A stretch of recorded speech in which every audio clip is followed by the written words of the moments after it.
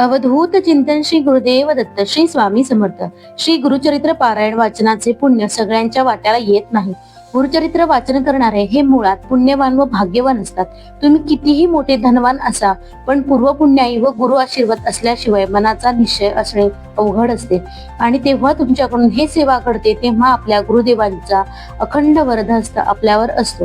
त्यामुळे जेव्हा केव्हा श्री गुरुचरित्र पारायण करण्याची इच्छा होईल तेव्हा जास्त विचार न करता गुरु आज्ञा मानून प्रारंभ करावा।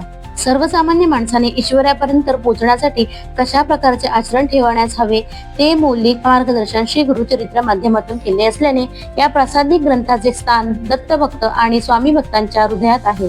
आज माझ्या श्री गुरुचरित्र पारायणाचा 5वा दिवस। तुम्ही सुद्धा एकदा तरी गुरुचरित्र पारायण नक्की मनापासून करा। अनुभव आल्याशिवाय अजिबात राहणार नाही। मी प्रथमच श्री गुरुचरित्र पारायण केलं आहे। पहिले 3 दिवस दत्तगुरूंनी माझी खूप परीक्षा घेतली, पण मी सुद्धा जिद्दीने हे पारायण पूर्ण करणार असे ठरवले आणि त्याच नंतर 4थ्या दिवसापासून मला अनुभव मिळण्यास सुरुवात झाली।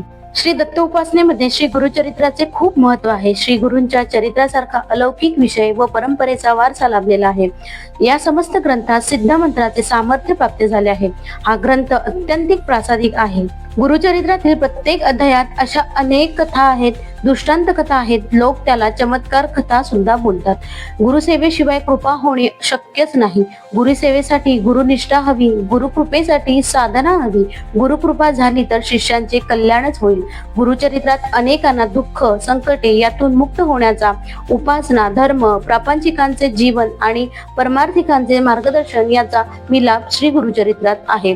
पठन, चिंतन, मनन यापैकी काहीही घडले तरी यातून फलश्रुती देणारे हे ग्रंथ आहे, हेच खरे। श्री गुरुचरित्राच्या पारायणाच्या 5व्या दिवशी 36व्या अध्यायापासून 38व्या अध्यायापर्यंत वाचायचे असतात। गुरुचरित्र ग्रंथाच्या 36व्या अध्यायात प्राज्ञ दोष व धर्माचरण समजावून सांगितले आहे। या 36व्या अध्यायाच्या नित्य पठणाने चुकीच्या समजुती जाऊन अंतःकरण शुद्ध होते।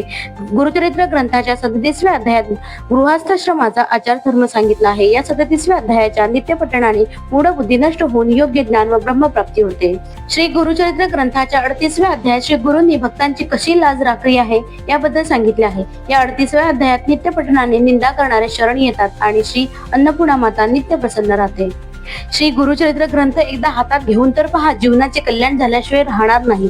या धावपळीच्या आयुष्यामध्ये आपल्याला रोज सेवा करणे कठीण जाते, मात्र असा एक वेळ काढून गुरुचरित्र पारायण अवश्य करा। एकदा तरी करा आणि गुरुचरित्र पारायण संपूर्ण भक्तिभावाने मनापासून करून बघा, अनुभव आल्याशिवाय राहत नाही। श्री गुरुचरित्र पारायणाचा 5वा दिवस खूप छान गेला। त्याच्यानंतर आमच्या मॅडम घरी आल्या आणि त्यांना अशी लादी पुसायची होती।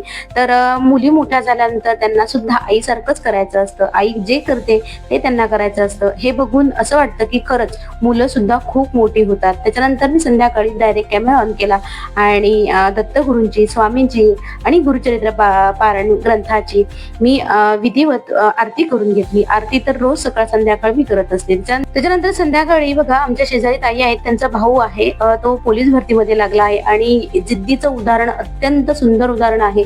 गेले 4-5 वर्ष तो सतत पोलीस भरतीसाठी ट्राय करतो आणि अजिबात त्याने जिद्द सोडली नाही आणि या वर्षी तो पोलीस भरती लागलेला आहे। खूप छान सत्कार सुद्धा त्याचा सोसायटीमध्ये केला गेला आणि हे रात्रीचं रुटीन आहे माझ्या स्वामींचं। रात्री झोपण्यापूर्वी स्वामींना सुद्धा छान असं वस्त्र घालून झोपी घालते। तर भेटूया गुरुचरित्राच्या 6व्या दिवसाला। तोपर्यंत श्री गुरुदेव दत्त श्री स्वामी समर्थ।